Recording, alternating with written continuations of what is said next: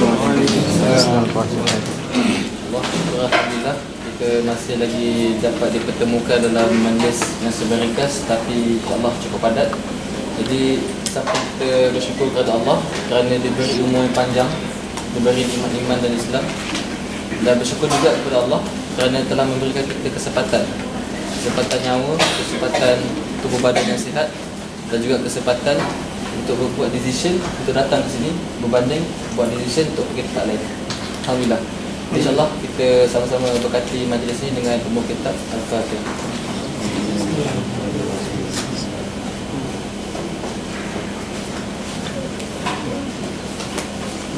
InsyaAllah tanpa membuang masa nak serahkan majlis kepada yang berhasil Ustaz Sambil. Assalamualaikum warahmatullahi ta'ala wabarakatuh. Alhamdulillah, wassalatu wassalamu ala rasulillah. Allahumma faqihna fid din wa 'allimna ta'wil wa ihdinas siratal mustaqim. Rabbana zidna 'ilma warzuqna fahma. Allahumma shalli ala Muhammad wa ala ali Muhammad. Amma ba'd.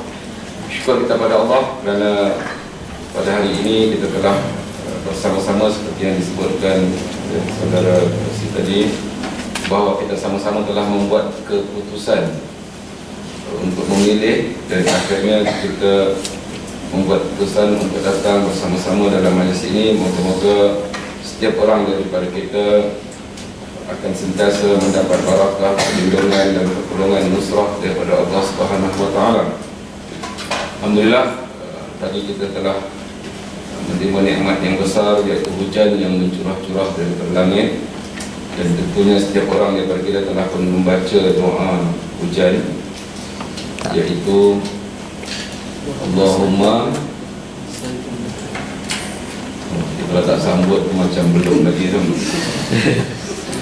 Doa yang pendek dan kita mesti rasa malu kepada Allah kalau kita belum menghafal doa ini, kerana hanya 3 perkataan sahaja dan tolak beberapa perkataan yang dah familiar kita dengar adalah tidak wajar untuk tidak memorise doa ini. Doa itu ialah Allahumma. Allahumma ni tak payah hafal kan, dah tahu. Wahai Tuhan kami, ya Allah ya Tuhanku. Allahumma, ujung dia nafi'ah. Nafi'ah ni bermanfaat kan, pun kita dah tahu. Tinggal sebiji kat tengah-tengah je. Allahumma sayyiban nafi'ah. Allahumma sayyiban nafi'an. Allahumma sayyiban nafi'an. Sayyiban maknanya curahan. Kalau kita pergi rumah orang Arab akan menuangkan air. Yasubul ma', yasubul syai, dia tuangkan air teh. Yasubul, curahan. Kita berdoa, ya Allah jadikanlah hujan ini atau pencurahan ini curahan yang bermanfaat. Allahumma sayyiban nafi'an. Pastikan kita, ahli keluarga kita, ayah dan ibu kita, adik-beradik kita diingatkan untuk sentiasa membaca doa-doa yang maktur, khususnya munasabah-munasabah yang tertentu. Baik, kita masih lagi berada dalam surah As-Saff, surah yang kita telah bicarakan sekurang-kurangnya lebih daripada 1/3 daripada surah tersebut, dan insya-Allah kita bercita-cita untuk menamatkan surah ini pada malam ini. Sebagai ulang kaji, kita telah menyebutkan pada pertemuan yang lepas, mana-mana surah ataupun ayat dalam Quran biasanya dia tergolong dalam 2 himpunan, Makkiyah dan Madaniyah.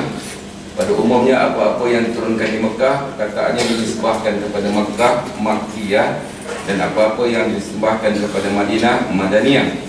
Tetapi definisi yang lebih tepat lagi, lebih detail lagi, iaitu apa-apa ayat atau surah yang diturunkan sebelum hijrah kita namakan dia Makkiyah, walaupun ya, dan juga yang kedua, apa-apa yang turunkan di Madinah, iaitu apa-apa yang turun selepas hijrah kita namakan Madaniyah. Tetapi ada juga 1-2 ayat yang turun di Mekah tapi selepas hijrah, dan himpunan itu masih dinamakan Madaniyah. Kita telah mengatakan bahawa para sahabat Nabi SAW telah berlomba-lomba untuk masing-masing menambah amal mereka. Sama ada yang melafazkan itu adalah orang-orang yang beriman di kalangan para sahabat, ataupun yang melafazkan itu orang munafik, tetapi sekurang-kurangnya ia menjadi pengajaran kepada kita.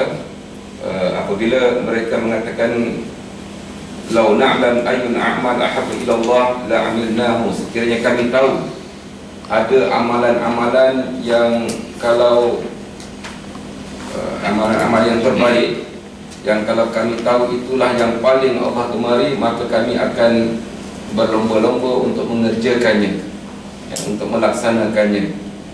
Tapi sebaik-baik saja Allah beritahu antara amal yang paling Allah gemari iaitu jihad, maka mereka mula mengeluh. Dan banyak keluhan-keluhan yang disebutkan. Antaranya kalau kita lihat dalam himpunan-himpunan surah Baqarah, Allah SWT menyebutkan alam tara ilal ladzina qila lahum kuffu aydiyakum wa aqimus shalah wa atuz zakata falamma kutiba alaihimul qital. Dan apakah kamu tidak melihat sekumpulan orang-orang yang apabila diberitahu kepada mereka untuk mendirikan solat, membayar zakat, dan falamma kutiba alaihim, dan sebaik-baik saja mereka difardukan, diwajibkan untuk terlibat dalam jihad peperangan, idza fariqum minhum yakhshawna an-nasa ka khashyatillah, ada sebahagian mereka yang takutkan kepada manusia seperti takutkan pada Allah dan lebih takut kepada Allah. Dan mereka pertikaikan, wa qalu rabbana lima katabta alaina al-qital, wahai Tuhan kami, kenapa engkau fardukan kepada kami berperang. Dan ini antara contoh-contoh bagaimana Allah SWT memberitahu kepada kita bahawa ada orang yang telah difardukan kepadanya suatu fardu, tapi mula menolak dan merayu untuk tidak dilaksanakan. Dan antara kata-kata orang munafik yang kita katakan nahnu minkum wa ma'akum, kami adalah sebahagian daripada kamu dan kami bersama kamu, pada sebenarnya tidak sebegitu rupa. Baik, kita telah mengatakan bahawa dalam surah As-Saff ini ada 3 seruan. Ya ayyuhalladzina amanu lima taquluna ma la taf'alun, wahai orang-orang beriman, kenapa kamu hanya pandai berbicara, bercakap, tapi kamu tak laksanakan. Kita akan bertemu lagi hari ini, malam ini. Ya ayyuhalladzina amanu hal adullukum ala tijaratin tunjikum min adzabin alim, wahai orang-orang beriman, nak tak aku tunjukkan kepada kamu satu perniagaan yang akan menyelamatkan kamu daripada azab yang sangat pedih. Dan kita akan bertemu dengan bahagian atau kelompok yang ketiga, ya ayyuhalladzina amanu kunu ansarallah kama qala Isa bin Maryam, hingga akhir ayat. Ingat, kita mengatakan bahawa seni pendidikan yang ditunjukkan oleh Allah ketika nak mengubah tingkah laku manusia, pertama dimulakan dengan mempertikaikan, menanyakan kenapa buat tapi tak laksanakan, sehingga kita semua rasa bersalah, rasa seperti ditegur, rasa seperti dimarah, dan kita rasa ingin membaiki diri. Dan ketika itu Allah SWT terus memujuk dengan langkah yang kedua, wahai orang-orang yang beriman, nak tak tunjuk kepada satu perniagaan yang akan menyelamatkan kamu daripada azab yang sangat pedih. Sebab dah rasa bersalah, dah rasa Allah beritahu kabura maqtan, Allah sangat murka, maka ketika Allah nak memujuk jiwa-jiwa yang telah ditegur itu, Allah kata akan selamat daripada azab yang pedih. Sebab kemurkaan sangat berkaitan dengan azab yang sangat pedih. Lalu Allah kata, nak tak kalau aku tunjukkan kepada kamu satu perniagaan yang akan selamatkan kamu daripada azab yang pedih, seolah-olah akan dimaafkan daripada kemurkaan itu.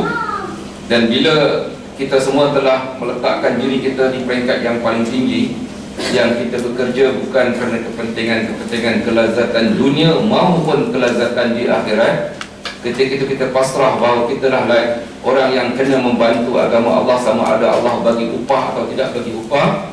Ketika itu Allah SWT telah menukar ataupun telah menambah ayat yang lebih berterus terang kepada kita. Ya ayyuhalladzina amanu kunu, terus mengatakan wahai orang-orang beriman, jadilah pembantu-pembantu Allah.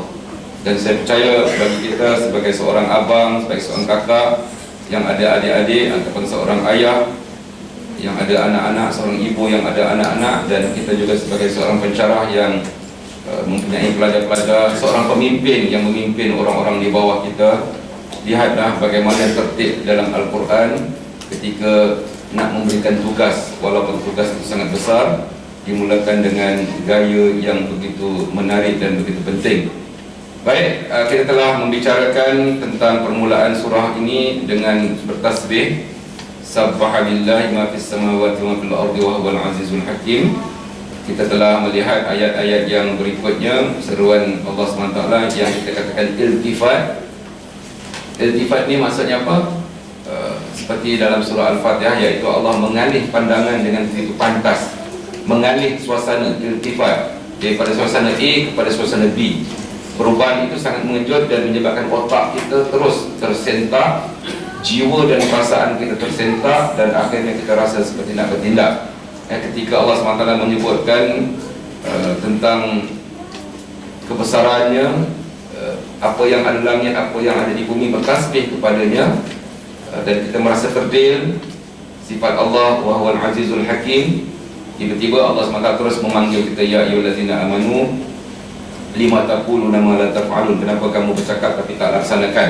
Baik, kita juga telah masuk bahagian yang kedua apabila Allah SWT menceritakan perangai kaum, dua kaum, yang mana kaum ini akhirnya menjadi musuh kepada umat Islam sampai hari kiamat. Dan Allah SWT tadi sebut, ya ayyuhallazina amanu. Sebelum itu Allah SWT menyebut, lima taquluna ma la takabburuna maqtan 'indallahi an taqulu ma la taf'alun. Allah sebut, innallaha yuhibbul ladzina yuqatiluna fi sabilihi saffan. Allah sangat sayang, sangat suka pada orang yang berjuang, berperang pada jalannya. Dan kita mula akan bertanya, nak perang dengan siapa? Nak perang dengan siapa? Dan sebenarnya tiba-tiba ayat ini dimasukkan dua himpunan, kisah Nabi Musa dan kisah Nabi Isa. Kerana pengikut Nabi Musa dan pengikut Nabi Isa ini yang sebenarnya kedua-duanya adalah Bani Israel. Kedua-duanya adalah Bani Israel. Jangan lupa Nabi Isa, Nabi Musa semua dah tahu bahawa dia diutuskan kepada Bani Israel. Tapi ramai di kalangan masyarakat menyangka bahawa Nabi Isa bukan pada Bani Israel.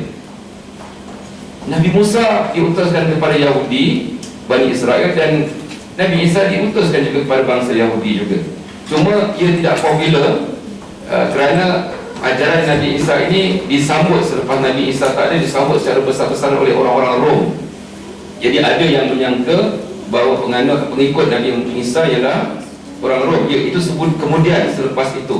Tetapi Nabi Isa tetap diutuskan kepada Bani Israel. Himpunan kisah Nabi Musa dan Nabi Isa ini melambangkan bahawa Bani Israel ini adalah satu bangsa yang, satu himpunan kaum yang sangat degil. Kedegilan itu akan terbawa-bawa sehingga kita akan bertembung dengan mereka. Sebab itu antara yang kita katakan jihad yang kita diperintahkan, kerana mereka ini tidak akan redha kepada kita dan mereka ini akan sentiasa merancang untuk menyusahkan kita. Dan bila disebutkan Bani Israel ini, dia adalah mewakili satu kaum yang besar. Di dalamnya akan ada pasukan yang kontrol. Dan inilah yang kita katakan Zionis. Dan bila disebutkan Bani Israel ahli kitab, ada di kalangan mereka yang beriman pada Allah SWT. Tetapi kebanyakan mereka adalah mereka yang mengambil kesempatan untuk memutar belit dan menukar-nukar ayat-ayat Allah sebelum ini dan juga ayat-ayat Allah yang lain. Dicuba untuk menukar-nukar. Dan mereka ini yang kita maksudkan hari ini dengan istilah yang lebih tepat, iaitu Zionis. Tetapi oleh kerana Bani Israel ini banyak yang terpengaruh dengan Zionis, maka kita lebih senang untuk menyebutkan kaum Yahudi, negara Israel yang ada pada hari ini. Tapi sebenarnya khusus kepada Zionis. Baik, Allah SWT menjawab, "Iz qala Musa liqaumihi ya qaumi lima tu'dzunani wa qad ta'lamuna anni rasulullah ilaikum." Kita lihat ketika Nabi Musa memberitahu kepada kaumnya, "Wahai kaumku, lima tu'dzunani, kenapa engkau menyakitiku sedangkan engkau telah mengetahui dengan penuh kesedaran bahawa sesungguhnya aku ini Rasul Allah kepadamu. Aku ini telah dibangkitkan oleh Allah dan engkau tahu dan engkau yakin perkara ini."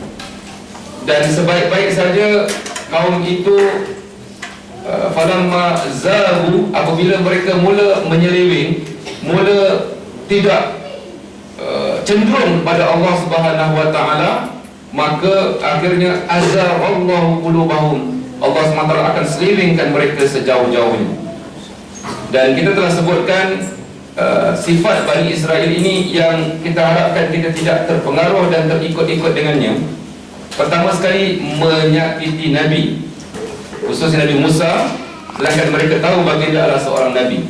Dan Said Hawa dalam kitabnya Al-Asas fi Tafsir, Said Hawa mengarang buku bertajuk Al-Asas fi Tafsir kerana Imam Hasan Al-Banna telah meminta supaya para ulama pada zamannya menulis kembali Al-Asas, maknanya asas-asas dalam tafsir, asas-asas dalam sirah, supaya umat Islam memahami sirah sebagaimana sepatutnya. Kerana pada zaman kejatuhan Islam, khususnya apabila jatuhnya kerajaan Uthmaniyah, umat Islam tidak memahami Islam sebagaimana sepatutnya. Lalu Imam Hasan Al-Banna bercita-cita kalaulah ada orang menulis fiqh, ilmu fiqh dalam bentuk yang boleh memberi kesedaran, bukan hanya memberitahu hukum hakam, menulis tafsir dalam keadaan boleh memberi kesedaran, menulis sirah dalam keadaan boleh memberi kesedaran, bukan hanya cerita dan sebagainya, maka pengikut-pengikut anak-anak murid Imam Hasan Al-Banna yang kemudian mula menulis buku-buku yang dihasratkan oleh Imam Hasan Al-Banna. Ketika Imam Hasan Al-Banna hidup, bagaimana Said Sabiq menulis fiqh sunnah, supaya fiqh itu dilihat dalam bentuk sunnah, supaya orang melaksanakan fiqh terasa keterikatan dengan perbuatan-perbuatan, percakapan dan apa yang dibuat oleh Nabi SAW, dibangkitkan balik. Nah, selepas itu lahirlah ulama-ulama yang menulis seperti Fizillah dan sebagainya. Dan Said Hawa, Masya Allah, sebelum dia meninggal, dia telah menyusun beberapa buku-bukunya, Al-Asas fi Tafsir, Al-Asas fi Sunnah, dan juga Al-Asas fi Sirah. Dia telah cuba menyusunnya dan Alhamdulillah sebahagiannya telah sempurna dan disambung oleh anaknya. Dan bersama-sama dengan kita pada malam ini, saya memang selalu merujuk Al-Asas fi Tafsir yang ditulis oleh Said Hawa.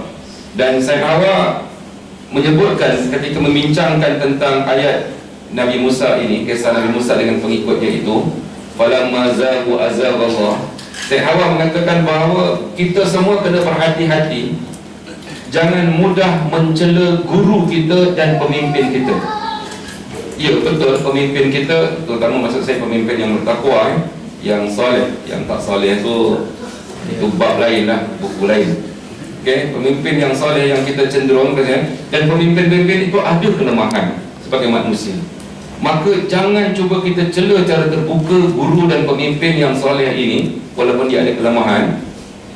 Kerana kalau kita mencela, dia akan menyakiti pemimpin itu. Dan pemimpin ini sentiasanya, kalau dia bertakwa pada Allah, cuma dia ada buat silap tapi dia kekal dengan takwa pada Allah, kita takut dengan bermulanya kita mencela, hati kita mula negatif kepada orang-orang soleh ini, dia akan menyebabkan terbawa-bawa sehingga hati kita jadi rosak. Sebab tu bila kita nak tegur orang-orang pemimpin yang bertakwa, yang soleh, yang kita cintai tapi ada kelemahan, cara kita nak tegur itu kena berhati-hati. Kerana kalau kita menegurnya dengan cara yang tak betul, Said Hawa mengatakan bahawa hati kita akan rosak dan akan melirik. Seperti yang disebutkan di sini, bagaimana Nabi Musa seolah-olah merayu, bertanya dengan penuh rasa sedih. Kalau kita perhatikan, wa idh qala Musa liqaum ya qaumi lima tu'dunani, kenapa engkau sakiti aku? Waqad ta'lamuna anni rasul, kau dah tahu yang aku ni rasul Allah kepada kamu. Dan kesan daripada menyakiti pemimpin yang bertakwa, guru yang bertakwa, akan menyebabkan kecenderungan hati kita akan jauh. Dan bila kita memilih untuk jauh, yang ketiganya falamma zagu, bila kita mula menjauhkan diri kita, cenderung kepada yang bukan kebenaran, Allah SWT akan sambut lagi jauh kita akan pergi. Ini sangat bahaya. Said Hawa mengatakan ia bermula dengan akhlak yang tak betul. Walaupun orang itu mengaku beriman, tetapi dia tak baiki akhlak dia ketika berurusan dengan pemimpin, dengan gurunya, dengan bapanya. Walaupun bapa ada kelemahan, kalau dia memilih untuk menyakiti, pada mulanya dia sedar orang itu tak betul katakan, tapi dia tegur dengan cara menyebabkan menyakiti, berarti dah tak akhlak lah. Asalnya tegur dengan betul, tapi oleh kerana cara ditegur itu telah menyebabkan menyakiti, dan menyakiti itu tidak berakhlak, dan bila tidak berakhlak dia akan jauh dan jauh. Dan ayat ini sangat mengingatkan kepada kita, bila kita berurusan dengan guru, dengan pemimpin, dengan ayah kita, dengan ibu kita, kena berhati-hati. Kalau mereka buat salah, Kalau kita nak tegur, tegurlah dengan penuh akhlak. Takut-takut kita melukai dia, dan akan terjadi seperti mana keluhan dalam hati Nabi Musa. Ya qaumi lima tu'dunani, wahai kaum, kenapa engkau sakitiku? Ini sangat jelas disebutkan oleh Said Hawa. Dan bila kita memilih untuk menyelewengkan diri, poin yang kedua, akhirnya kita akan semakin jauh dan kita menjadi fasik dan sesat, dan Allah tidak akan memberi hidayah kepada orang-orang yang fasik itu. Alhamdulillah. Dan bahagian yang kedua, yang terakhir, kisah Nabi yang kedua dibawakan, iaitu kisah Nabi Isa. Dan sekali lagi, wa iz qala Isa bin Maryam ya bani Israil. Ini bukti bahawa Nabi Isa ini berdakwah kepada Bani Israel juga.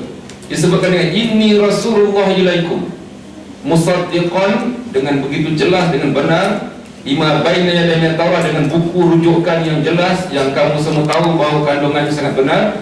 Dan ada satu berita besar yang aku bawa, wa mubasyiran, membawa berita gembira, berita baik, bi rasulin ya'ti min ba'di ismuhu Ahmad, akan datang kepada kamu semua manusia ini selepas daripada aku seorang rasul yang bernama Ahmad.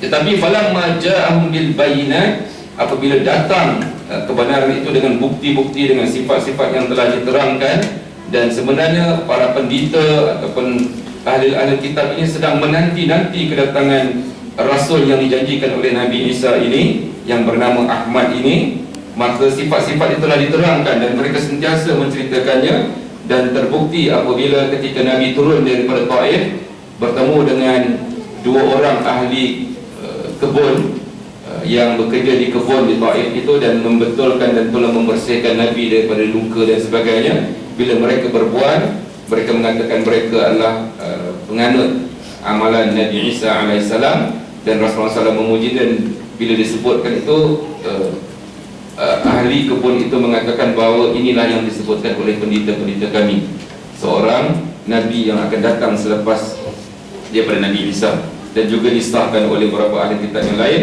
Tapi mereka bila sampai mereka itu, maka ketika datang kepada mereka membawa keterangan-keterangan yang jelas, nyata, mereka berkata inilah sihir yang telah nyata.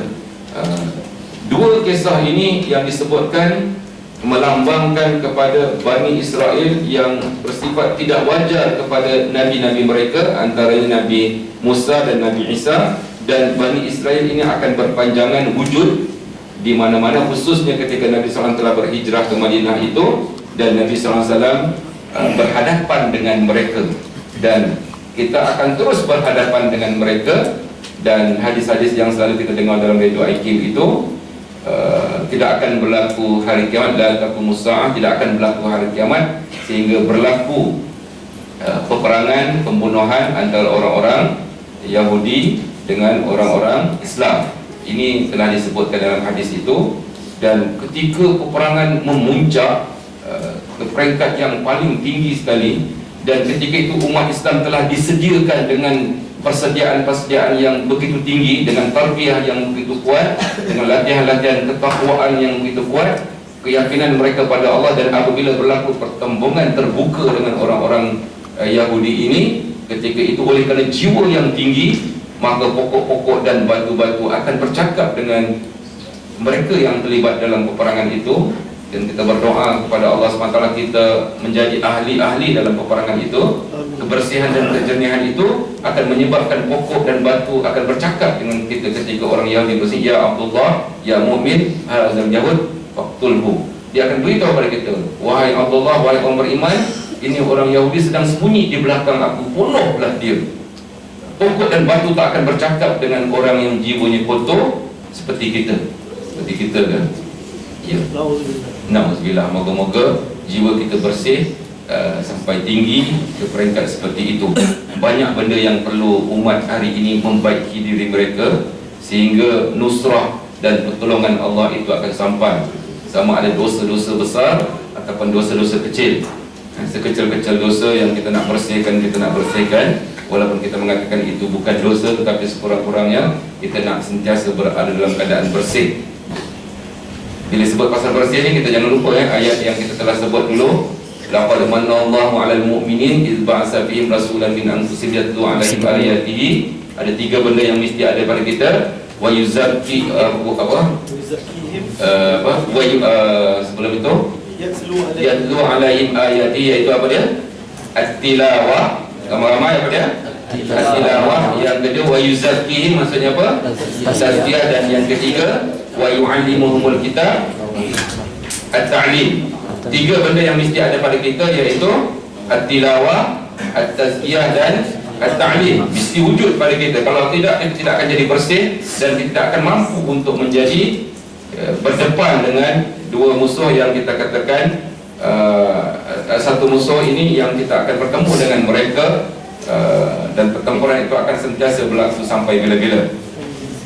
Baik, Allah SWT masih menceritakan tentang perangai mereka apabila kedua-dua kelompok Bani Israel pada zaman Nabi Musa dan Bani Israel pada zaman Nabi Isa AS itu menolak selepas dakwah yang disampaikan mereka dengan jelas, menolak, menyakiti, kemudian memilih untuk tidak cenderung pada Allah SWT, dan akhirnya Allah jauhkan mereka sejauh-jauhnya. Lalu Allah SWT, وَمَنْ أَظْلَمُ مِمَّنِ افْتَرَى عَلَى اللَّهِ كَذِبًا, dan tidak ada yang lebih zalim daripada orang yang mengada-adakan perkara dusta terhadap Allah, walaupun dia dah tahu bahawa Allah itu benar dan yakin sebagaimana diterangkan oleh nabi-nabi mereka. Wa huwa yud'a Islam, dan mereka diajak kepada memeluk Islam, diutuskan kepada mereka Nabi, jelas yud'a ilal Islam. Mereka menolak dan menipu. Wallahu la yahdil qaumadh zalimin, dan ingatlah Allah tidak akan memberi hidayah, petunjuk kepada orang-orang yang zalim.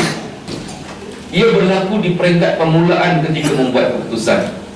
Apabila kita membuat keputusan untuk, walaupun kita dah tahu bahawa ajaran Islam itu benar, walaupun kita dah tahu bahawa tarbiyah yang cuba diberikan kepada kita ini tarbiyah yang boleh membawa kita kepada jalan yang benar, di peringkat permulaan apabila kita membuat keputusan untuk menjauhkan diri, na'udzubillah, kita akan terus menjadi jauh. Dan ia banyak bergantung kepada permulaan keputusan kita itu.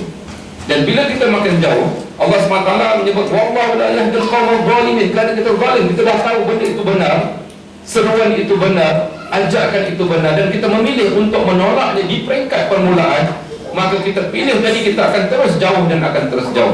Jadi Allah tidak akan memberi hidayah kepada orang-orang fasik, dan kali ini Allah tidak akan memberi hidayah kepada orang-orang yang zalim, kerana mereka yang memilih untuk itu.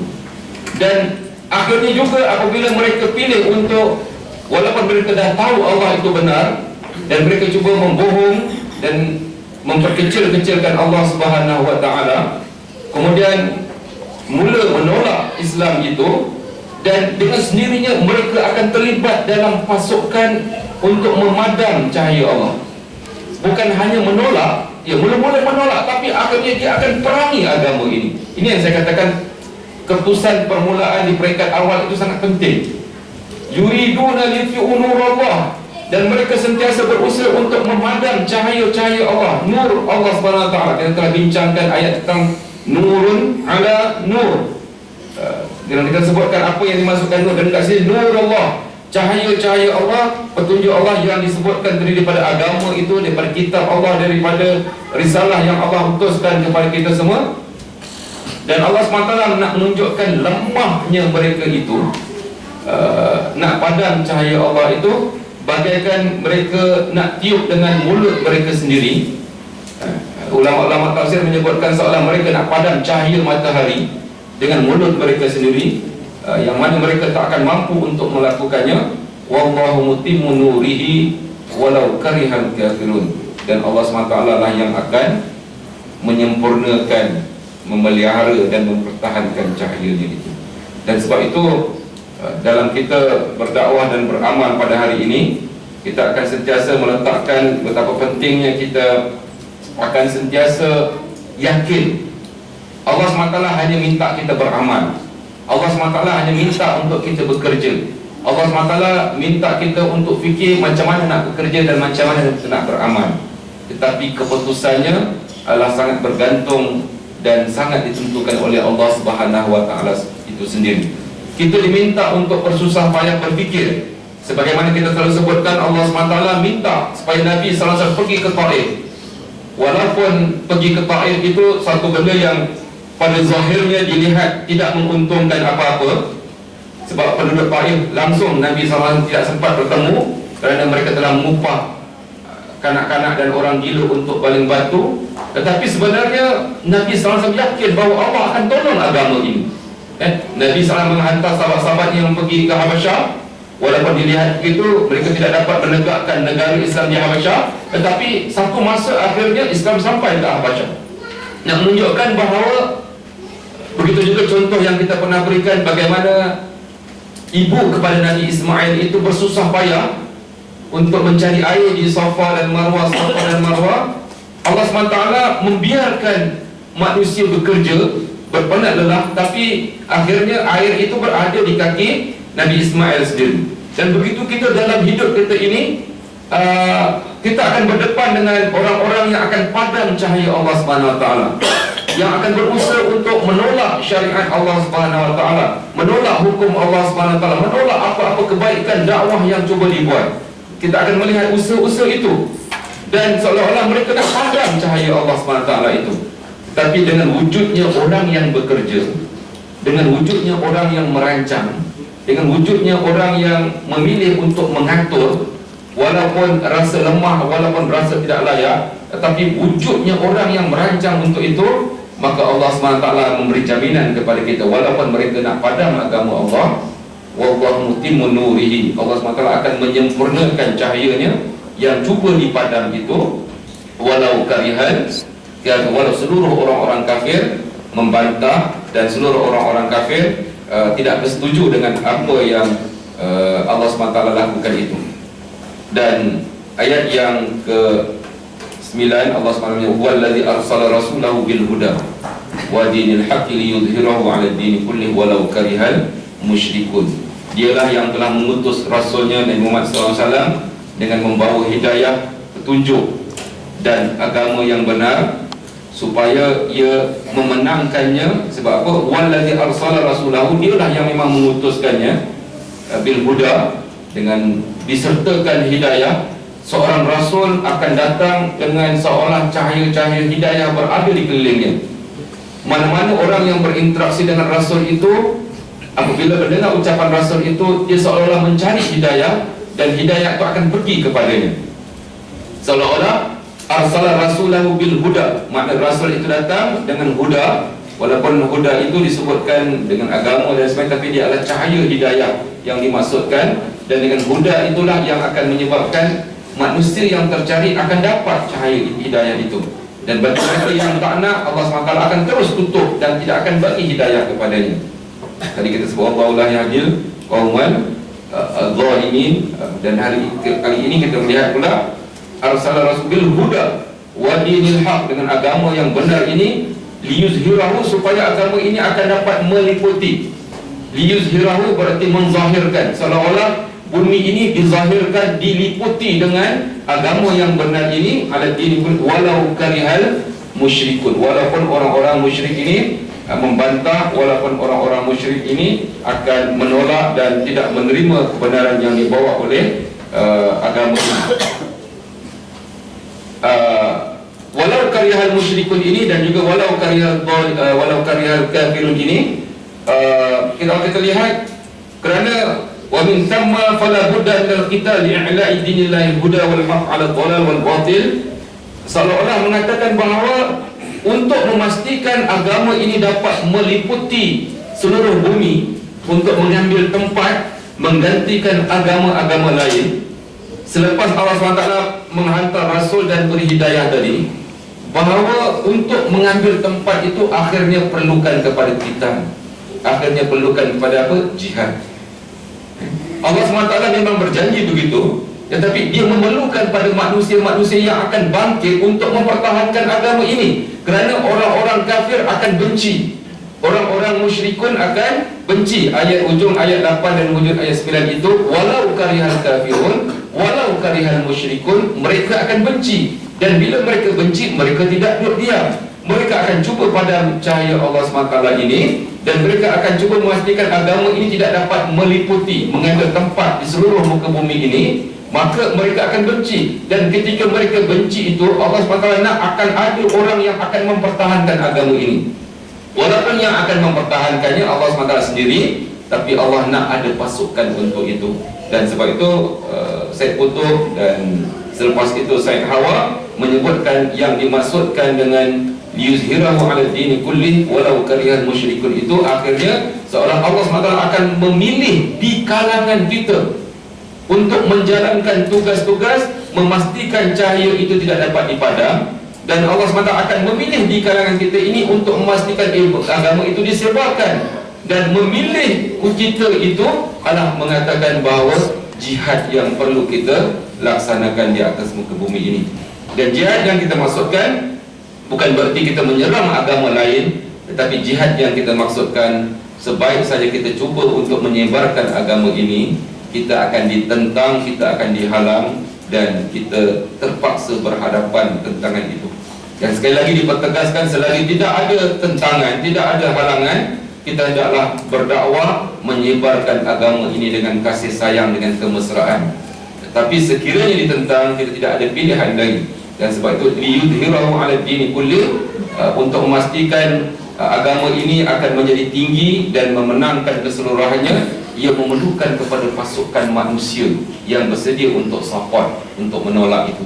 Dan sebagaimana kita mengatakan, Allah SWT tak akan kata kun fayakun dalam urusan menegakkan agama, dalam urusan memastikan ikan hidup di lautan, dalam memastikan pokok-pokok tumbuh, dalam memastikan segala urusan alam ini, Allah SWT menggunakan kun fayakun, maka jadilah perkara-perkara itu. Ikan akan membiak, rusa di hutan akan membiak, semuanya akan berkembang. Tetapi untuk memastikan agama ini tegak, Allah SWT tidak menggunakan kun fayakun, Allah SWT memberikan amanah itu kepada kita. Menyedari hujung ayat 8, hujung ayat 9 ini, lalu Allah SWT sekali lagi menggunakan kaedah iltifatnya, iaitu ya ayyuhallazina amanu. Allah SWT panggil kita, wahai orang-orang yang beriman. Ketika kita sedang terfikir tadi, hujung ayat 8 hingga hujung ayat 9 tadi, ketika kita sedang memikir-mikirkan bahawa agama ini akan, cahayanya akan dipertahankan oleh Allah walaupun orang musyrik tak suka, dan cahaya dan agama ini akan tersebar luas walaupun orang kafir tak suka, musyrik tak suka sebelum itu. Dan kita terfikir-fikir siapakah yang akan mempertahankan agama ini, siapa yang akan begini, tiba-tiba Allah SWT panggil kita, ya ayyuhallazina amanu, wahai orang-orang yang beriman. Hal adullukum ala tijaratin, nak kami tunjukkan kepada kamu satu perniagaan. Kita kadang-kadang merasa malu pada Allah kerana kita dalam urusan agama Allah ini kita tak perlu berniaga dengan Allah, kerana Allah dah berikan segala-galanya percuma, dan kita rasa kita tidak layak. Tetapi Allah SWT sebagai pencipta kita, dia nak menunjukkan kehebatan dan kemuliaannya. Dia tidak sombong dengan hamba-hambanya. Allah SWT dilihat seolah-olah merendahkan diri. Maha suci Allah yang lebih tinggi daripada itu. Nak tak kita berniaga? Aduh, malunya kita. Patutnya agama Allah SWT ni kitalah yang mempertuangkan, kitalah yang memperjuangkan. Tapi seolah-olah Allah pujuk kita yang degil ni, Allah pujuk kita yang penuh dengan nafsu, yang nakkan itu, nakkan ini. Ya, Allah layan kita dengan, nak tak aku tunjukkan kepada kamu satu perniagaan, seolah kita berniaga. Patutnya tak layak, memang tak wajar. Tapi itulah uslub tarbiyah yang ditunjukkan oleh Allah SWT. Tunjikum min azabin alim, selamatkan kamu daripada dibakar oleh api neraka. Kerana apa? Kamu azab yang sangat pedih. Kerana sebelum ini kita dah mengatakan bahawa Allah SWT marah pada kita, yang kita katakan kita hanya pandai bercakap tapi tak laksanakan. Dan Allah marah pada kita, dan Allah offer pada kita, gabungkan diri dengan pasukan yang bekerja secara tersusun. Sofan ka'annahum bunyanun marsus yang kita dah bicarakan itu. Masukkan diri, gabungkan diri. Nah, selepas gabungkan diri dengan jamaah, dengan kelompok yang mendidik dan mentarbiyah ini, Allah beritahu bahawa fenomena agama ini akan diancam oleh musuh-musuh utamanya, penganut agama Nabi Musa dan Nabi Isa, yang akan cuba memadam cahaya ini yang telah itu. Dan Allah SWT akan pastikan agama ini tinggi dan terpelihara dan kena ada pasukan itu, lalu Allah SWT panggil kita, nak tak tunjukkan perniagaan ini supaya kita selamat daripada kemurkaan awal tadi. Nah, dan ketika itu antara perkara-perkara bahan perniagaan modal untuk kita berniaga dengan Allah tadi, yang kalau Allah tak minta kita berniaga, kita kena macam itu.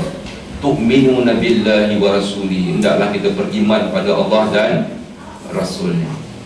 Dan beriman pada Allah dan Rasul ini tidak hanya cukup hanya kita percaya dan kita terus mengaku beriman, tetapi ia mesti disertai, mesti diikuti dengan semangat kita, wa tujahiduna fi sabilillah, hendaklah kita berkorban, berjihad. Disebutkan tujahidun.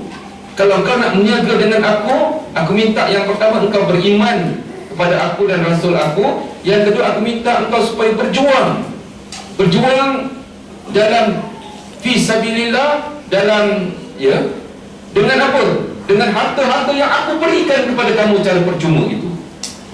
Takkah kita rasa malu? Allah bagi harta cara percuma. Pagi tadi dalam tazkirah saya dengan teman-teman di tingkat 1, di Student Affairs dan juga di Finance, salah seorang daripada kami berbincang tadi, antara poin yang disebutkan, kita telah bercuti daripada hari Sabtu Ahad, tak payah datang kerja, diikuti dengan hari Isnin Selasa bercuti tahun baru. Dan saya cuba cantumkan, cuba lihat 4 hari sebagai pensyarah dan staf yang tak pergi kerja, tapi gaji jalan tak? Gaji jalan kan? So, saya mengingatkan staf-staf, tengok, tak payah pergi kerja, gaji jalan seperti biasa setiap bulan. Dan itu adalah nikmat Allah yang sangat besar. Rezeki yang Allah bagi, Allah bagi percuma, Allah bagi percuma. Dan dengan rezeki itu kita hendaklah gunakan untuk apa? Tujahiduna fi sabi bi amwalikum. Harta itu percuma Allah bagi pada kita. Itu cuma usaha sikit-sikit saja, Allah bagi percuma. Dan Allah minta kita berniaga pula dengan harta yang percuma itu. Cuba bayangkan, anda mendapat duit daripada ayah dan ibu anda, percuma tak tahu? Anda mendapat sponsor tu daripada anda, punya percuma tak? Mungkin anda kata nanti kena kerja balik. Cuba tak nak kerja, okey, tak payah kerja lah, lari je lah nanti. Tapi untuk hari ini anda dapat tak duit tu? Nah, duit itu Allah SWT minta untuk kita apa? Wa tujahiduna fi sabilillah. Dengan apa? Bi amwalikum, dengan harta-harta percuma yang aku berikan kepada kamu. Wa anfusikum, dan dengan apa? Jiwa kita, diri kita sendiri. Walaupun ulama-ulama tafsir mengatakan anfusikum itu juga adalah sebahagian daripada masa kita. Betul? Sebab masa itu adalah sebahagian daripada kita. Orang kata masa itu emas, masa itu pedang, tak apa. Tapi sebenarnya masa itu adalah nyawa kita, kerana kita hidup dalam frame masa. Daripada bayi sampailah kita berusia 70 tahun, 65, mungkin lebih awal lagi. Dan ini adalah frame masa. Dan frame masa ini anda berusia 20-an, dan ini adalah frame masa. Dan anda berjalan bersama-sama dengan masa ini. Dan masa ini adalah sebahagian daripada kita. Iaitu bila kita kata anfusikum, iaitu masa kita. Dan akhirnya sampai kepada tubuh dan badan kita sendiri. Hadis yang kita sebutkan juga, Allah SWT sentiasa menantikan 2 titisan air, titisan peluh dan titisan air mata yang kita keluarkan daripada diri kita. Peluh, kita keluarkan peluh, maksudnya apa? Kita akan bekerja untuk agama ini bersusah payah, pergi mesyuarat, pergi merancang sana, nak cari teman-teman, nak tambahkan lagi orang datang kuliah tafsir, macam mana nak kempen dekat Din Kok Wing, ada buat kan? Ke anda datang kuliah tafsir ni lillahi ta'ala cari ilmu, ataupun anda dah mula untuk fikir, nak cari orang lain, nak ajak teman-teman lain daripada universiti-universiti berdekatan kita, daripada MMU untuk datang, kita berkempen, itu mengeluarkan peluh untuk keluar. Dan pada waktu malam kita berdoa pada Allah, merayu kepadanya, kita menitiskan air mata pula. Ini semua adalah termasuk wa anfusikum, daripada jiwa dan masa kita, duit kita, kita telefon, SMS untuk menghubungi orang bersama-sama dengan dakwah dan jihad kita. Dan akhirnya bukan hanya setakat peluh, bukan setakat air mata, akhirnya titisan darah untuk mempertahankan agama ini. Dan Semua itu dzalikum khairul lakum. Sebenarnya apa semua benda itu tentunya lebih baik, jauh lebih baik untuk kamu. Maknanya harta yang Allah bagi pada kita, masa, jiwa, tubuh badan yang diberikan kepada kita ini, kita gunakan untuk modal berniaga dengan Allah Subhanahu wa taala.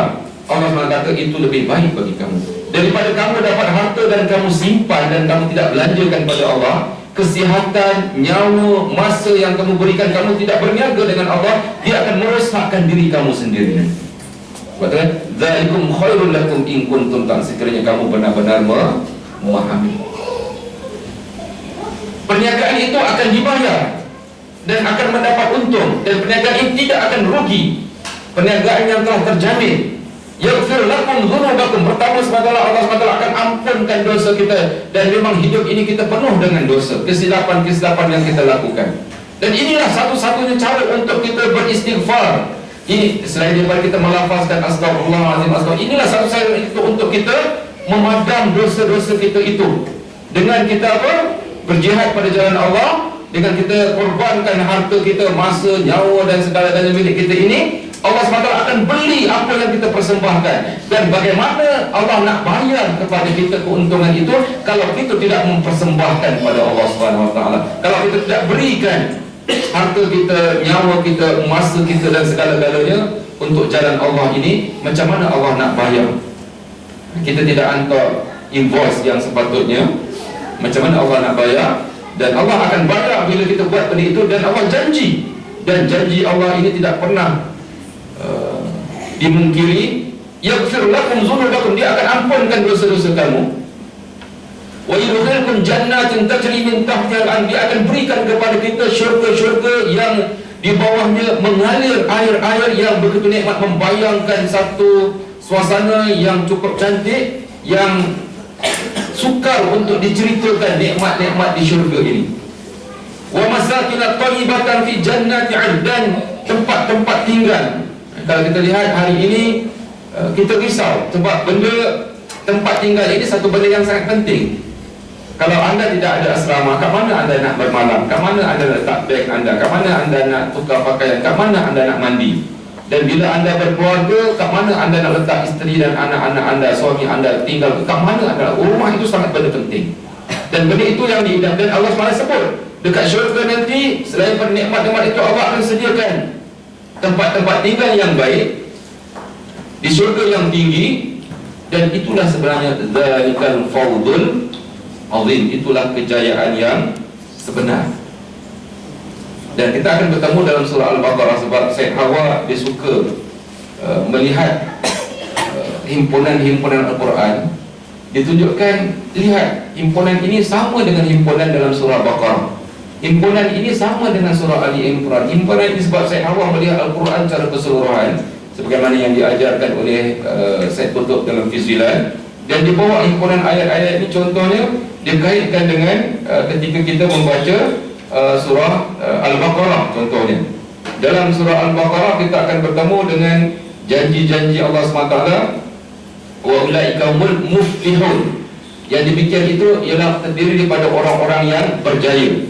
Dekat sini kita bertemu dengan dzalikal fawzul azim. Antara orang-orang yang dikata muflihun itu orang yang menginfakkan. Kita baca makturat hari-hari, kita baca alif lam mim dzalikal kitabul la raiba fihi hudal lil muttaqin. Dan kita sebut allazina yunfiquna fi, maknanya orang yang mengeluarkan hartanya. Orang yang mengeluarkan hartanya. Kita bertemu dengan ayat wa tujahiduna fi sabilihi, tujahiduna fi sabilillah bi amwalikum. Berarti orang yang infak ini ialah antara orang yang berjaya. Dan kita, bila kita ada wang, kita terus menginfakkannya, itu tanda kita berjaya. Di sini disebutkan bila kita infak tadi, Allah bayar dengan kita itu, dan pembayaran yang kita beri itu dikira sebagai dzalikal fawzul azim. Yang demikian itu dikirakan sebagai fauz, satu kejayaan yang sangat besar. Dalam ayat yang ke-12, itulah kemenangan yang sangat besar. Tetapi Allah SWT mengetahui perniagaan yang dijanjikan itu seolah-olah dibayar dekat akhirat. Dan Allah SWT tahu bahawa tergerak dan terlintas dalam hati kita, delivery dah kita buat, tapi tak banyak bayar lagi, nak bayar dekat syurga. Kita dah bersusah payah berjihad, tumbang dan dapat rezeki habiskan, dapat duit habiskan untuk agama Allah SWT, masa dan tenaga kita berpenat-penat dan sebagainya. Takkanlah bayarannya hanya dekat akhirat saja. Rupa-rupanya Allah SWT mengetahui bisikan hati manusia ini yang didorong oleh nafsu, yang nafsu itu sendiri didatangkan oleh Allah. Wa ukhra tuhibbunaha, dan ada lagi benda-benda yang kau nak rupanya kan, tuhibbunaha, iaitu nasrum minallah wa fathun, iaitu pertolongan daripada Allah untuk berdepan dengan orang-orang yang kamu akan diperangi itu, dan kamu kena memerangi mereka. Peperangan itu kamu akan mengharapkan kemenangan juga, aku tahu. Tapi sebelum aku sebut pasal kemenangan ini, aku nak sebut kejayaan yang paling besar sekali dekat akhirat nanti, dengan ganti-ganti rugi yang akan aku berikan, pengampunan, masuk ke syurga dengan nikmat-nikmat yang besar tadi, tempat tinggal yang selesa dan sebagainya itu. Tapi aku tahu dekat dunia lagi engkau telah menagih sesuatu yang kau harapkan, iaitu nasrun minallah, pertolongan daripada Allah, dan fathun qarib, pembukaan kejayaan yang dekat. Kalau kita perhatikan perkataan fath ini dalam bahasa Arab ialah pembukaan, terbuka dan akhirnya menguntungkan. Kalau lihat pembukaan Mekah, Fathul Mekah, iaitu ketika Mekah pernah menganiaya Nabi sebelum berhijrah, dan ketika Mekah menghantar orang-orang Quraisynya itu untuk menyerang Nabi dalam peperangan Badar, dalam peperangan Uhud dan sebagainya. Dan ketika Allah SWT izinkan Nabi untuk balik ke Mekah, ketika itu berbondong-bondong orang Mekah mula kalah dan menyerah diri, dan akhirnya kuasa Mekah itu diserahkan kepada Nabi SAW, dan kita namakan Fath Mekah, satu contoh pembukaan. Dan Allah SWT janjikan juga kepada kita, bagi orang yang berniaga dari sanggup korban dan sebagainya, bersusah payah, sebenarnya Allah SWT menjanjikan kita akan dapat sesuatu yang kita idam-idamkan, bukan hanya di akhirat, tetapi yang kita idamkan kat dunia ini sendiri, iaitu nasrun minallah wa fathum qarib. Dan Allah SWT minta kita sentiasa mengatakan wabashiril mu'minin, dan sampaikanlah berita gembira ini kepada orang-orang yang beriman. Sebab itu kita kena sentiasa mengingatkan antara satu sama lain. Bashir maknanya sampaikan, jangan takut, insya-Allah pertolongan Allah akan sampai. InsyaAllah pertolongan Allah akan sampai. Tapi pertolongan Allah itu hanya akan sampai apabila kita mula sanggup melaksanakan pengorbanan demi pengorbanan. Dan kita lihat nasrun, pertolongan Allah ini dalam kita membantu usaha-usaha Palestin contohnya, dalam usaha-usaha memerdekakan Masjidil Aqsa. Kita memerlukan pengorbanan. Nyawa telah banyak dikeluarkan, darah telah banyak mengalir di bumi itu, dan harta-harta umat Islam dihantar dari jauh untuk membantu mereka. Pengorbanan itu belum cukup harganya, dan harganya ini akan kita penuhi sehinggalah talent dengan harga yang Allah nak bagi, nasrun minallah wa fathun qarib itu. Jadi berarti usaha-usaha itu, amal-amal itu mesti kita teruskan. Di UCMS ini dan juga tempat kita bekerja dan mana saja, kita kena pastikan bahawa pengorbanan daripada ummah ini perlu digembling. Kalau kita lihat teman-teman kita hidup senang saja, sahabat-sahabat kita hidup senang tanpa dia berkorban untuk agama Allah, tanda nasrun minallah, pertolongan daripada Allah, dan fathun qarib ini akan bertukar menjadi fathun ba'id, maknanya yang jauh, bukan yang dekat. Kalau kita tengok kawan-kawan kita tidak bersama-sama berjuang untuk agama Allah, kita tengok masyarakat di luar sana hanya menjadi kepentingan dunia dan periuk nasi dia sahaja, dan kita tidak nampak ada kelompok yang bersusah payah untuk agama ini. Kalau ada pun sikit, percayalah pertolongan itu belum sampai lagi, dan fathun itu masih jauh lagi. Tapi dengan kita berkorban untuk itu. Nah, bila kita dah rasa seronok, akan dapat ini, akan dapat ini, akan dapat ini, kita dah mula rasa perasaan. Dan Allah kata wabashir, dan sampaikanlah berita kepada orang beriman, dia akan dapat benda-benda itu, iaitu janji di syurga dan juga pertolongan Allah, nasrun minallah, dia akan dapat. Sampaikan berita ini, dan mereka pun gembira dengan janji Allah. Sekali lagi Allah SWT naikkan dia yang berikutnya, Ya ayyuhallazina amanu, ketika ini Allah SWT sebut dengan terus terang kepada kita, kunu ansarallah, wahai orang yang mengaku beriman, jadilah pembantu-pembantu Allah. Ketika ini Allah berterus terang, dan dia adalah perintah, dan dia adalah wajib, dan kita tidak ada pilihan lain. Bagaimana lihat Allah memujuk kita yang pertama, ya ayyuhallazina amanu lima taquluna ma la taf'alun, kenapa kamu cakap tapi tak buat? Allah pujuk kita yang kedua, ya ayyuhallazina amanu hal adullukum ala tijaratin tunjikum min adzabin alim. Allah pujuk kita dengan perniagaan-perniagaan itu. Dan yang ketiga kali ini, selepas kita sedar bahawa tabiat agama ini memerlukan pengorbanan kita sendiri, ketika itu Allah kata, wahai orang-orang beriman, jadilah pembantu-pembantu agama Allah. Sebagaimana Nabi Isa AS pernah merayu dan bertanya kepada Hawariyin. Hawariyin ini, ya, pada umumnya Hawariyin ini, kalau mengikut ulama tafsir, Nabi Isa mempunyai 12 orang Hawariyin, iaitu orang-orang yang akan mempertahankan agama mereka. Dan Hawariyin ini dilihat orang-orang yang telah dibukakan pada Allah dengan nusrah-nusrah, dengan keajaiban-keajaiban pada zaman itu.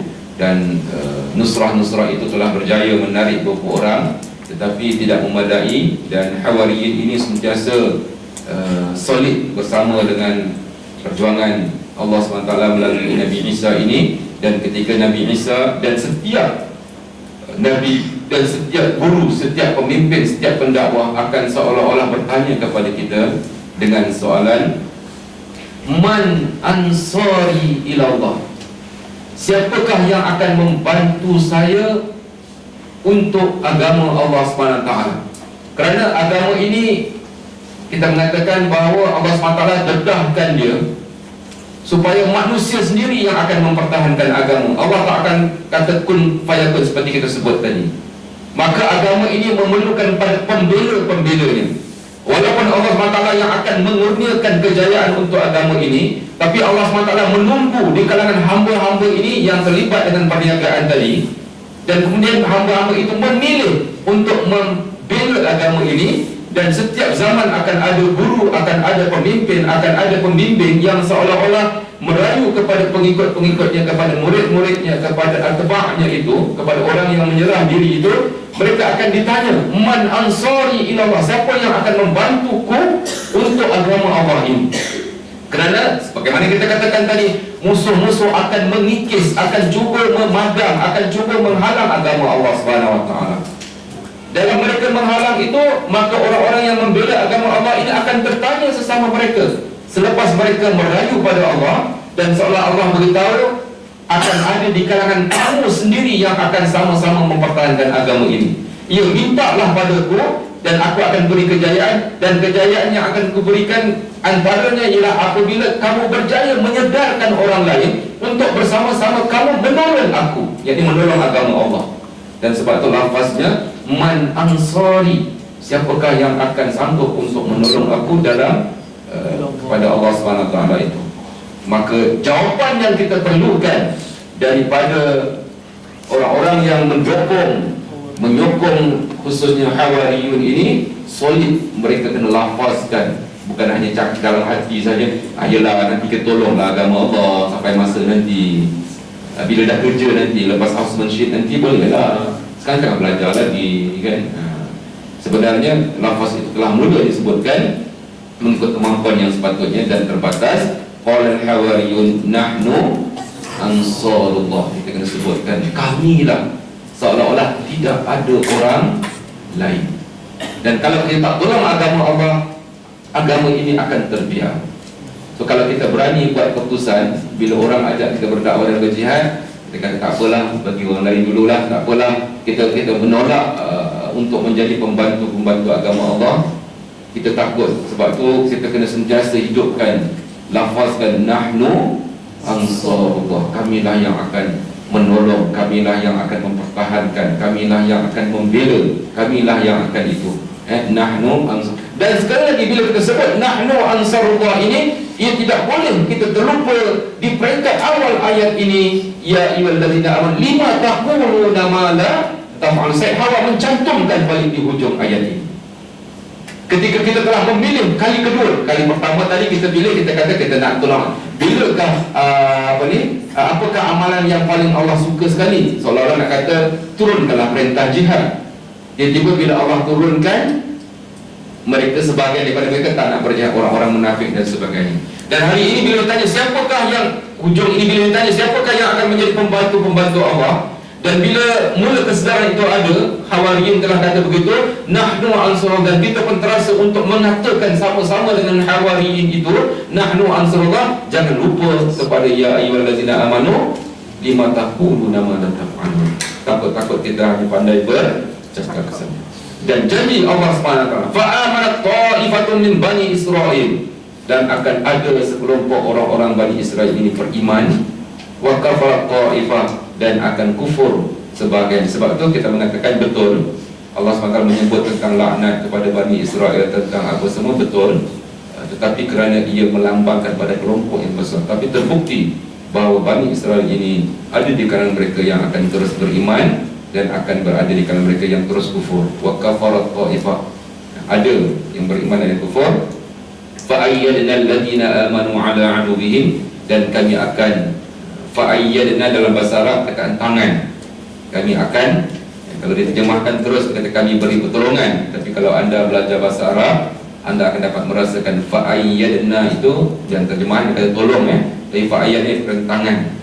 Jangan bayangkan Allah bertangan, tapi Allah SWT menyebutkan bahawa kami akan tangani, tangan-tangan kamilah yang akan berdepan untuk membantu orang-orang beriman. Fa'ayyadna alladhina amanu, ketika berdepan dengan musuh-musuh mereka, musuh yang ditakuti, musuh yang menakut-nakutkan, musuh yang mengancam dan sebagainya, semua barisan-barisan musuh itu akan berdepan dengan tangan-tangan Allah Subhanahu wa ta'ala. Ketika itu akan hilang rasa takut itu. Dan bila musuh-musuh itu ditangani oleh Allah Subhanahu wa ta'ala, ketika itu umat Islam fa asbahu zahirin.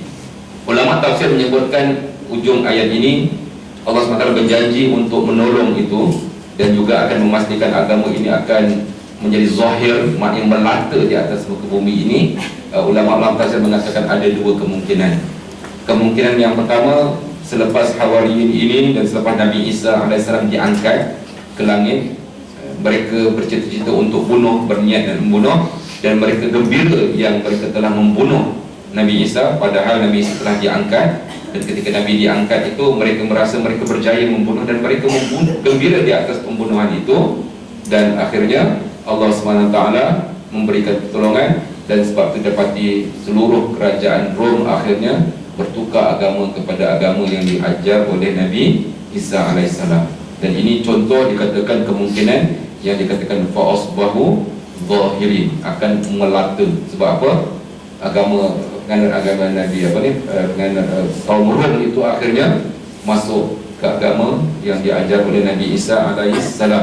Adapun pandangan yang kedua mengatakan bahawa selepas Nabi Isa tidak ada, akan datang min ba'di ismuhu Ahmad, dan Ahmad inilah Nabi Muhammad SAW, dan Nabi SAW ini akan melatakan agama ini ke seluruh pelosok bumi. Berarti Islam itulah yang akan melata. Agama Nabi Isa terputus satu ketika dan akan disambung oleh orang-orang yang bersama ini. Dan fa'ayyadna alladhina amanu ala aduwwihim, maksudnya fa'asbahu zahirin ini, iaitu agama Islam yang dipimpin oleh Nabi Muhammad SAW ini akan meliputi seluruh muka bumi ini, daripada barat timurnya, daripada utara dan selatannya. Ini adalah merupakan gambaran yang diberikan oleh Allah SWT dalam surah As-Saff, dan kita cuba mencantumkannya daripada bahagian yang pertama, bahagian kedua dan bahagian yang ketiga. Moga-moga apabila kita mencantumkan ini, dia akan beri kekuatan. Sebab itu sangat-sangat berpesan pada mereka yang mengaku untuk menjadi para pendakwah, berusahalah untuk menghafaz surah ini, dan Prof. Latif telah membuktikannya. Ketika saya solat malam itu dibaca separuh, dan beberapa hari kemudian disambung bahagian kedua. Berarti dia nak beritahu dia dah layak dapat hadiah yang saya janjikan. Jadi moga-moga saya ada 4 lagi hadiah yang belum saya dapat, yang belum saya berikan. Betul-betul saya belum berikan lagi.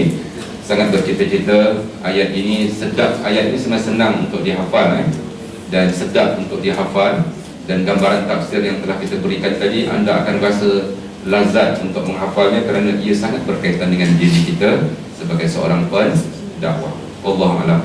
9 lebih.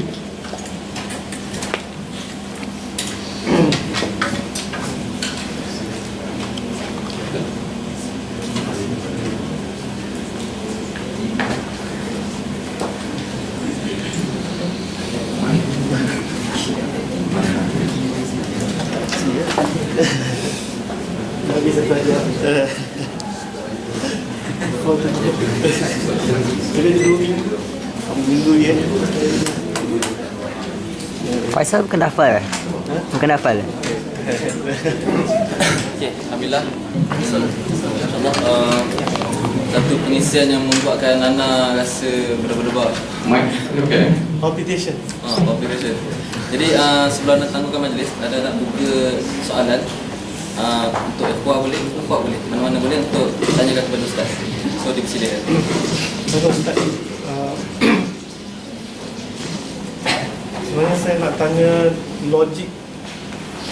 Sebenarnya nak tanya something that looks illogical. Kalau kita ada satu orang yang kita diberitahu yang dia akan datang, dia akan menyelamatkan kita, kita pun look forward kepada tibanya orang tu. In fact, Allah SWT cerita dalam ayat yang lain, orang Bani Israel ni ya'rifunahu kama ya'rifuna abna'ahum. Maknanya mereka tahu ciri-ciri Muhammad itu sebagaimana mereka tahu anak-anak mereka, macam how they look like, how he will appear, apa semua nanti. Tapi kenapa bila wujudnya orang yang mereka tunggu-tunggu tu, tiba-tiba mereka mengkafirkan orang tu, ataupun qalu hadza sihrun mubin, mereka mengatakan ini adalah sihir. Maknanya what is the logic behind mereka menolak orang yang mereka tunggu kan? Maknanya kita, for example, kita sekarang ni ramai orang Islam macam tertunggu-tunggu bangkitnya semula Nabi Isa, ataupun wujudnya Imam Mahdi apa semua, yang dinanti-nantikan. Tiba-tiba datang je orang yang didescribekan tu, tiba-tiba ramai orang yang tertunggu ni macam mengkafirkan pula macam kejadian itu kan. Maknanya ini yang kita fear berlaku terhadap orang-orang yang menunggu ketibaan sesuatu yang dijanjikan oleh Allah SWT. Maknanya kenapa diorang deny, atau why, apa sebab di sebalik dia mengkafir ataupun mereka menafikan kerasulan Muhammad SAW. Jazakallah khairan. Ada soalan provokatif itu. Kalau kita tengok surah As-Saff, terlalu banyak yang boleh kita ceritakan, tetapi sebenarnya tabiat ilmu dia tak boleh macam tu. Sikit amal, sikit amal, sikit amal, sikit amal. Kita mengambil masa 2 pertemuan saja untuk membincangkan surah As-Saff ini, kerana kita nak bila ada cetusan ilmu, dia terus mencetuskan amal.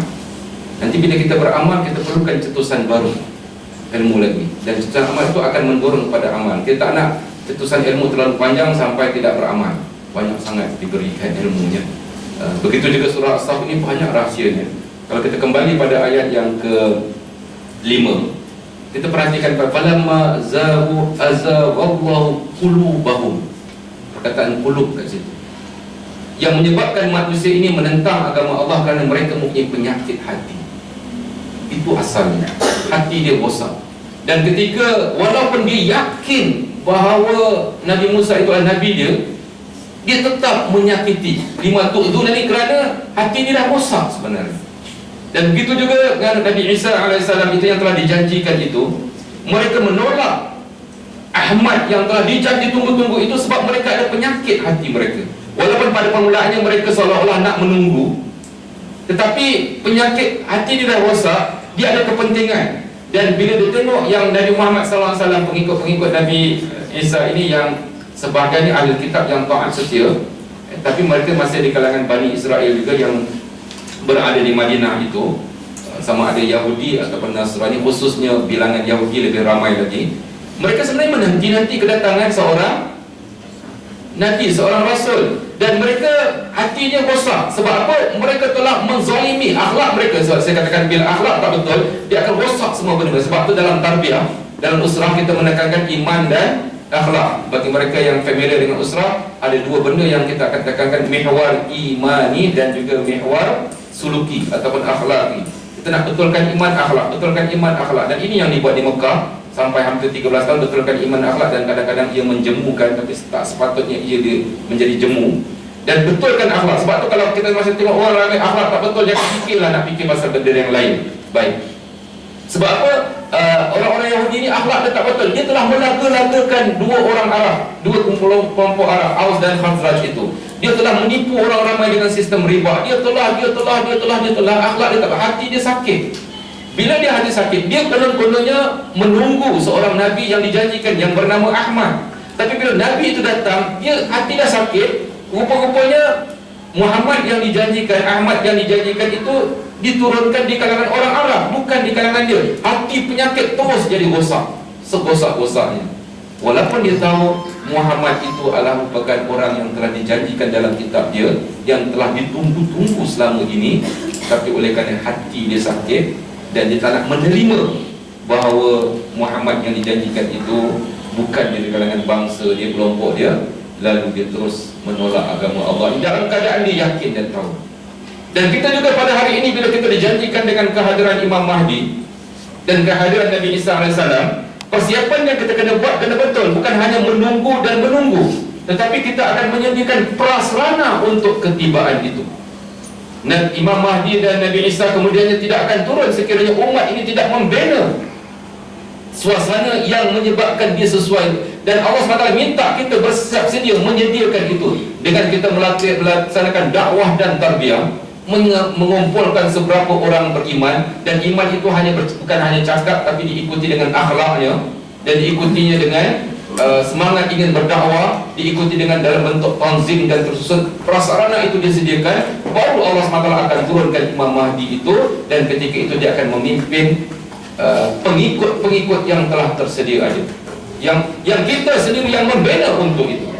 Dan sekali lagi kita takut apabila kita cuba membina dan tiba-tiba apa yang kita tunggu itu disebabkan hati kita tidak bersih, akhlak kita bersih, akhirnya na'udzubillah kita akan tersiap. Siapa sangka agama ini apabila umat Islam tidak serius kepadanya, yastabdil qauman ghairakum, Allah akan ganti kaum yang lain. Siapa sangka kalau orang Melayu tak nak beramal dengan agama ini, orang Melayu tak nak kembali pada agama ini, tiba-tiba Allah tukar orang Iban beramai-ramai masuk Islam dan dia memimpin ummah dekat belah timur ini. Boleh berlaku. Dan kalau hati kita ada penyakit, kita akan meninggalkan agama ini, na'udzubillah. Tiba-tiba orang Cina yang dimusuhi, yang dikatakan macam-macam hari ini, yang dikutuk dan sebagainya, tiba-tiba Allah bagi hidayah pada mereka masuk Islam berbondong-bondong, dan akhirnya mereka memimpin perjuangan ini, dan mereka mendukung Imam Mahdi yang akan diturunkan di sebelah sana. Dan kita ketika yang ada penyakit hati akan meninggalkan agama ini, na'udzubillah. Sebab itu bila kita katakan dalam isu ayat ini, perkara yang bersekitar pada ayat yang kelima itu, falamma zahu azaghallahu qulubahum, hati ini sangat penting. Walaupun yakin dengan seyakin-yakinnya, dan sebab tarbiyah ini cukup menjaga hati. Walaupun kita berbeza pandangan dengan urusan dunia, jangan pastikan dunia masuk dalam hati kita. Jangan bergaduh. Kerana apa? Bila kita bergaduh, hati ini yang dinilai oleh Allah. Konten pergaduhan itu perkara kedua bagi saya. Faham maksud saya konten pergaduhan? Isu pergaduhan itu, anda bergaduh pasal handphone kena curi, anda bermaki-makian perang handphone, ini handphone aku, dia ambil, kau ambil. Tiba-tiba hati anda jadi sakit. Handphone tu berapa lah, 1000 sangat. Tapi hati anda berjuta sebenarnya, kan? Kerana handphone itu hati anda jadi besar. Kerana harta, kerana kereta anda digarit, kerana motor anda diambil signalnya, kerana ya sayang motor itu, saya tak nafikan, sayang buku itu, sayang anda, betul anda sayang. Tapi adakah hati anda jadi rosak? Sebab tu bila kita diuji, cepat-cepat ngadu pada Allah. Anda bawa kereta, tiba-tiba kat traffic light dah betul-betul brake, dia tiba dentum orang lalu kereta belakang. Memang kereta anda rosak, tapi anda keluar, celaka kau, hati anda rosak dulu. mana lebih tahu, hati rosak ke kereta rosak? Bila hati dah rosak, kita akan jauh daripada agama. Sebab tu akhlak kena jaga dan dia berpunca daripada hulu hati kita gitu. Wallahu a'lam.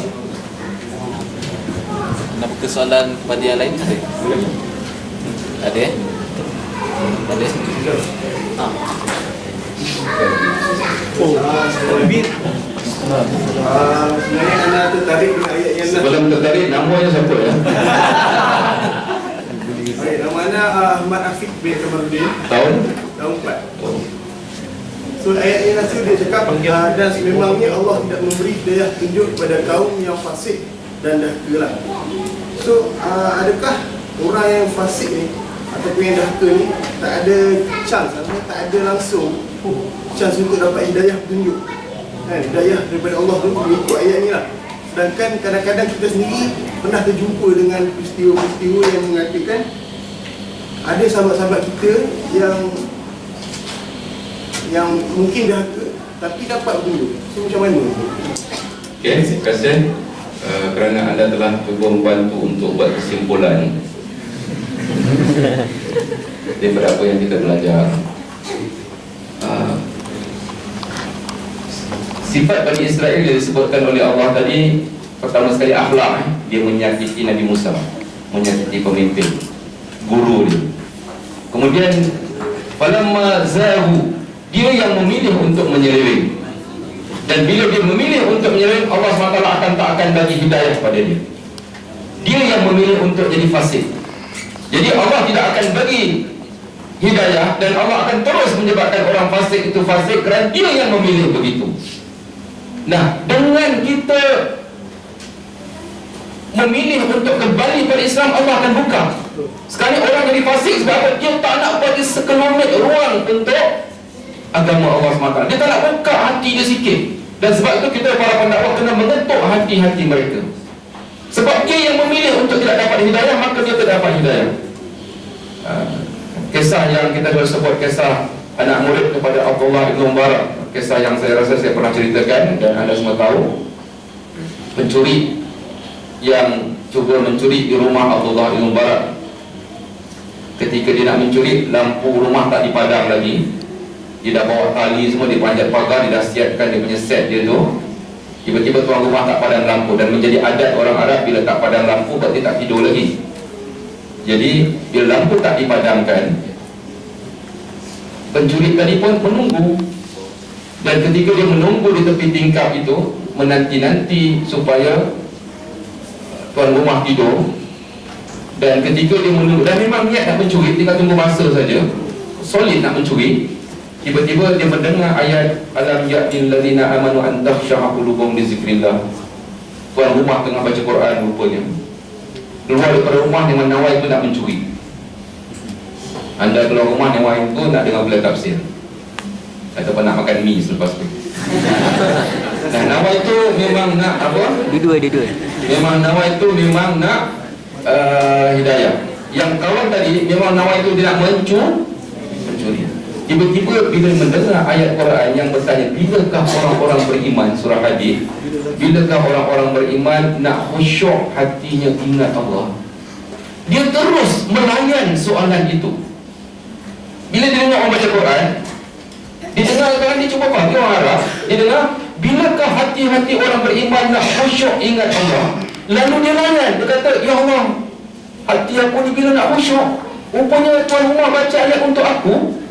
Dan bila dia layan benda tu, hidayah itu mencurah-curah datang, walaupun dia datang untuk mencuri.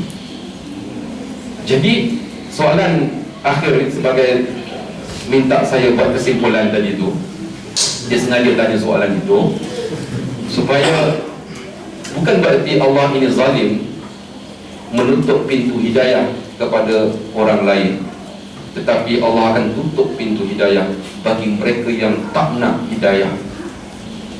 Jadi kita ini bila ayat-ayat Quran yang kita baca, tazkirah yang kita dengar dalam radio, kita dengar iTunes, kadang-kadang ada tazkirah, rasakan tazkirah itu untuk diri kita dulu, baru untuk orang lain. Saya sudah sebut, bila baca tabbat yada abi lahabin wa tab, maknanya musnahlah tangan Abu Lahab tu, wa bini dia pun sama.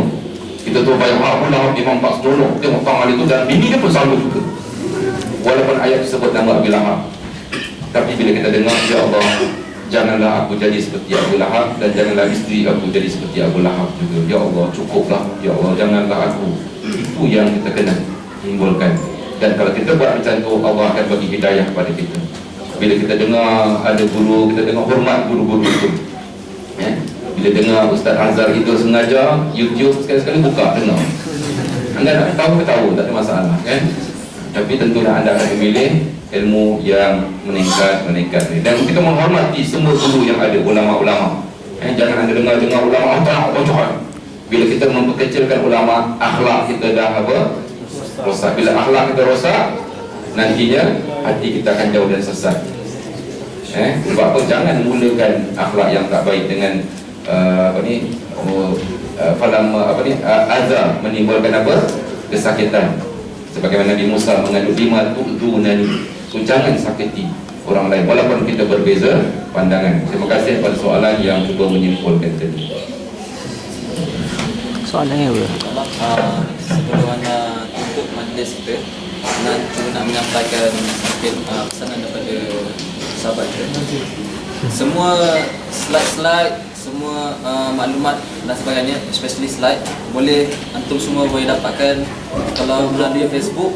Ada satu grup Facebook diberi nama Quranic Tafsir Kelas Susemes. Tafsir tu ejaan dia double E dan lain-lain tu ikut sama. Dan kemudian untuk download semua slide-slide ustaz yang dipresent setiap kali kelas, boleh ambil dalam Gmail, iaitu Quranic Tafsir Susemes @gmail.com, dengan dia punya password dia Quranic Tafsir juga, dan tafsir tu ejaan dia double E. Okay? Quranic Tafsir Susemes @gmail.com, dia punya password Quranic Tafsir juga. Boleh? Jadi insyaAllah sebelum kita tutup majlis kita, Ana cuma nak membakar semangat tu semua.